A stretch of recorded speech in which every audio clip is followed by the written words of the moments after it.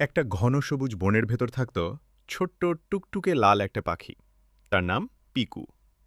একদিন সকালবেলা ঘুম থেকে উঠে পিকু দেখল আকাশটা খুব পরিষ্কার আর সুন্দর। তার মন খুশিতে ভরে গেল। সে ঠিক করল আজ সে নতুন কিছু শিখবে।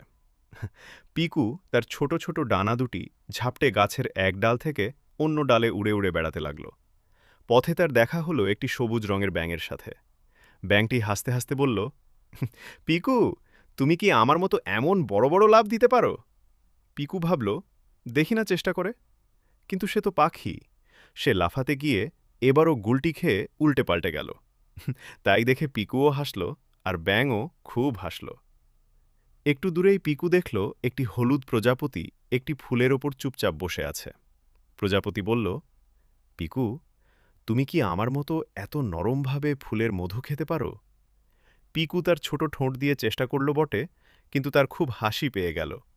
পিকুর হাসির চোটে ফুলটি নুয়ে গেল, আর মধু খাওয়া আর হল না। শেষে পিকু আকাশের দিকে তাকাল। সে বুঝতে পারল সবার ক্ষমতা এক নয়।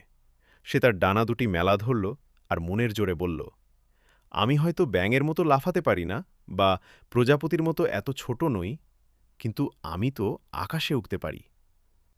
সে মনের সুখে একটি সুন্দর গান গাইতে লাগল। বনের নিচে থাকা সব পাখিরা আর প্রাণীরা অবাক হয়ে পিকুর সেই দারুণ গান শুনল।